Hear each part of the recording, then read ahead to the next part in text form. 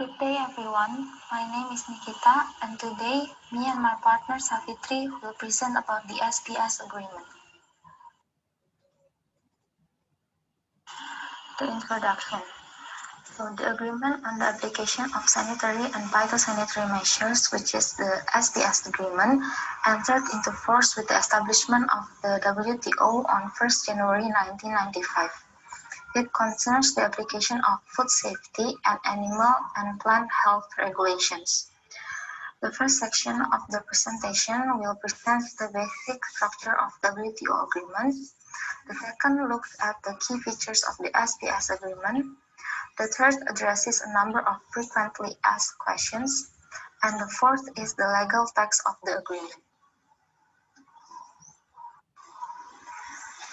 Next is the basic structure of WTO agreements.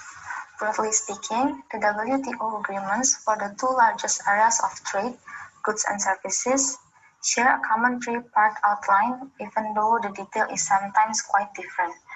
You can see in the figure 1 on the slide. So they start with broad principles, the GATT for goods and the GATS, and also the agreement on trade-related aspects of intellectual property rights, or TRIPS, also falls into this category, although it has no additional parts.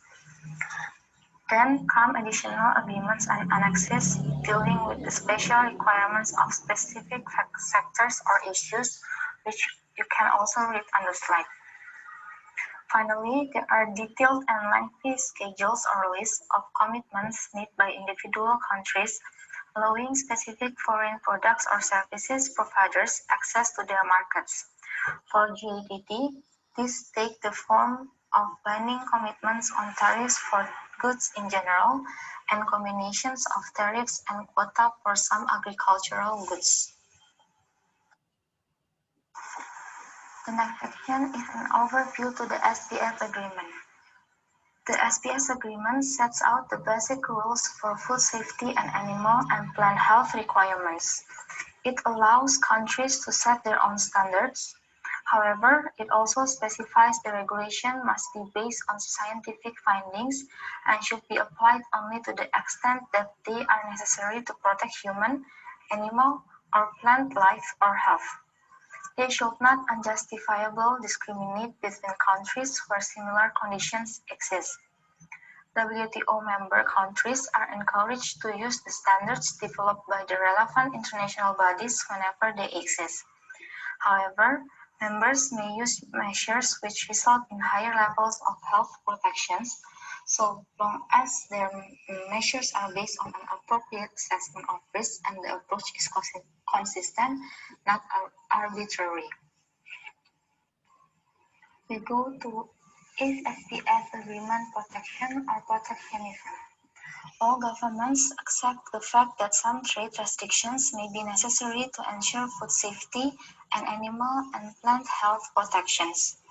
However, governments are sometimes pressured to go beyond what is needed for health protection and use sanitary and phytosanitary restrictions to shield domestic producers from economic competition. A sanitary or phytosanitary restriction, which is not actually required for health reasons, can be a very effective protectionist device, and because of its technical complexity, it can be particularly deceptive and difficult barrier to challenge. The basic aim of the SPS agreement is to maintain the sovereign right of any government to provide the level of health protection it deems appropriate, but to ensure that the sovereign right is not misused for protectionist purposes and do not result in unnecessary barriers to international trade. In other words, it strikes a balance between the right of governments to protect health and their desire to see goods flow smoothly in international trade. Next is the international standards. The SPS agreement encourages governments to apply national SPS measures that are consistent with international standards, guidelines, and recommendations. This process is often called harmonization. The WTO itself does not and will not develop these standards. However, most of the WTO's member governments participate in the development of these standards in other international bodies by leading scientists in the field and governmental experts on health protections. International standards are often higher than those actually applied in many countries, including developed countries. But the SPS agreement explicitly permits governments to choose their own standards.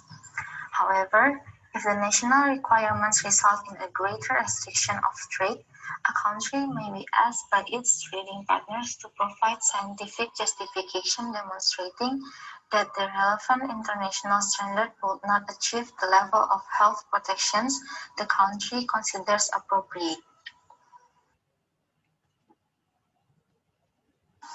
Adapting to conditions.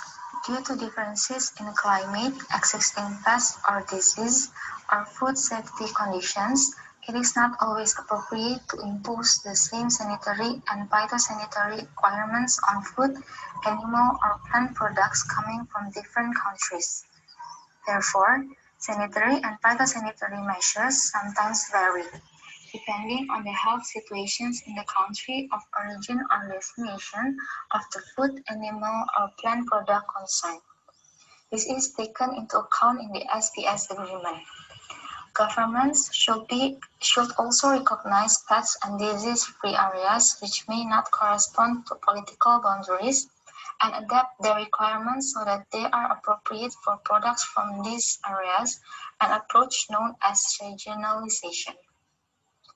The agreement, however, prohibits unjustified discrimination in the use of sanitary and phytosanitary measures, whether in favor of domestic producers or among foreign suppliers.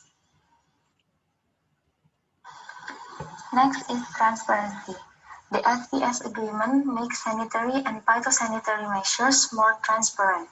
Governments are required to notify each other through the WTO Secretariat of any new or changed sanitary and phytosanitary requirements which affect trade. Each WTO member must also set up offices called inquiry points to respond to requests for more information on new or existing SPS measures, including how they justify the requirements and how they apply their food safety and animal and plant health regulations. By systematically communicating information and exchanging experiences, WTO member governments can improve their national standards. The increased transparency also protects consumers and trading partners alike from protectionism hidden in unnecessary technical requirements. This information is now readily available in a comprehensive online database, the SPS Information Management System. Now we go to the next section, which is frequently asked questions. There are 4 questions here. The first one is, does the SPS agreement cover a country's measures to protect the environment, its customer interests, and animal welfare? The answer is, sanitary and phytosanitary measures include measures taken to protect the health of fish, forests, and wildlife, as well as farm animals and plants. Some measures for environmental protection may fall within the scope of the SPS agreement, such as to avoid contaminating drinking water, to prevent farm soils or fish stocks from being contaminated by heavy metals, or to protect biodiversity. Measures purely to protect consumer interests or animal welfare are not covered by the SPS agreement. These concerns, however, may be addressed by other WTO agreements. The second question is, why have an SPS agreement?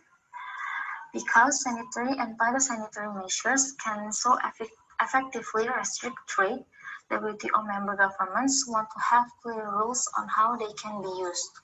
When they negotiated the Uruguay round, they wanted to reduce trade barriers, including through the agriculture agreement. This increased fears that sanitary and phytosanitary measures might be used for protectionist purpose. The SPS agreement is designed to close this potential loophole, and it sets out clearer, more detailed rights and obligations for food safety and animal and plant health measures which affect trade. Countries are permitted to impose only those requirements needed to protect health which are based on scientific principles. The third question is, does the SPS agreement require countries to give priority to trade over food safety or animal and plant health? The answer is no. The SPS agreement allows countries to give food safety, animal and plant health priority over trade, provided they can demonstrate that their food safety and health requirements are based on science. Each country has the right to assess the risk and determine what it considers to be an appropriate level of food safety and animal and plant health. And for the last question is, who benefits from the SPS agreement?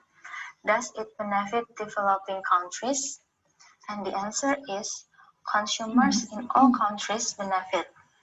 The SPS agreement helps ensure the safety of their food and in many cases enhances it. It does so by encouraging the systematic use of scientific information, thus reducing the scope of arbitrary and unjustified decisions. More information has become available to consumers as a result of greater transparency in governmental procedures and on the reasons behind their food safety, animal and plant health. The elimination of unnecessary trade barriers allows consumers to benefit from a greater choice of safe foods and from healthy international competition among producers. Okay, hello, I'm Shafitri. The next topic we will talk about is the legal text of the SPS agreement. Okay, let's get started. The Sanitary and Phytosanitary SPS agreement desires to improve the human health, animal health, and phytosanitary situation in all members, establish multilateral framework of rules and disciplines to guide the development, adoption, and enforcement of sanitary and phytosanitary measures in order to minimize their negative effects on trade, and to further the use of harmonized sanitary and phytosanitary measures between members. On the basis of international standards, guidelines and recommendations developed by the relevant international organizations, including the Codex Alimentarius Commission, the International Office of Epizootics, and the relevant international and regional organizations operating within the framework of the International Plant Protection Convention without requiring members to change their appropriate level of protection of human, animal, or plant life or health. Article 1 of the SPS Agreement legal text talks about the general provision of the agreement which applies to all sanitary and phytosanitary measures which may directly or indirectly affect international trade. Such measures shall be developed and applied in accordance with the provisions of this agreement. Article 2 states that members have the right to take sanitary and phytosanitary measures necessary for the protection of human, animal, or plant life or health, provided that such measures are not inconsistent with the provisions of the SPS agreement. Article 3 mainly is about the harmonization, the establishment, recognition, and application of common sanitary and phytosanitary measures by different members. It aims to harmonize sanitary and phytosanitary measures on as wide a basis as possible. Members shall base their sanitary or phytosanitary measures on international standards, guidelines, or recommendations. Article 4 emphasizes on equivalence. Members shall accept the sanitary or phytosanitary measures of other members as equivalent, even if these measures differ from their own or from those used by other members trading in the same product. If the exporting member objectively demonstrates to the importing member that its measures achieve the importing member's appropriate level of sanitary or phytosanitary protection. The risk assessment on Article 5 encourages members to ensure that their sanitary or phytosanitary measures are based on an assessment as appropriate to the circumstances of the risk to human, animal, or plant life or health, taking into account risk assessment techniques developed by the relevant international organizations. Meanwhile, on Article 6 about adaptation to regional conditions, members shall ensure that their sanitary or phytosanitary measures are adapted to the sanitary or phytosanitary characteristic of the area, whether all of a country, part of a country, or all parts of several countries from which the product originated and to which the product is destined. Transparency on Article 7 encourages members to notify changes in their sanitary or phytosanitary measures and shall provide information on their sanitary or phytosanitary measures. Article 8 about control, inspection, and approval procedures highlight that members observe the provisions of the related annex in the operation of control, inspection, and approval procedures, including national systems for approving the use of additives or for establishing tolerances for contaminants in foods, beverages, or feedstuffs, and sanitary and phytosanitary measures 33. Otherwise, ensure that their procedures are not inconsistent with the provisions of this agreement. Technical assistance on Article 9 encourages members to agree to facilitate the provision of technical assistance to other members, especially developing country members, either bilaterally or through the appropriate international organizations. In Article 10, which talks about special and differential treatment, members shall take account of the special needs of developing country members, and in particular of the least developed country members in the preparation and application of sanitary or phytosanitary measures. Article 11 administers consultations and dispute settlement, where dispute settlement understanding shall apply to consultations and the settlement of disputes under the SPS agreement. The topic of administration is on Article 12, where a committee on sanitary and phytosanitary measures is established to provide a regular forum for consultations. It shall carry out the functions necessary to implement the provisions of this agreement and the furtherance of its objective. In particular, with respect to harmonizations, the committee shall reach its decisions by consensus.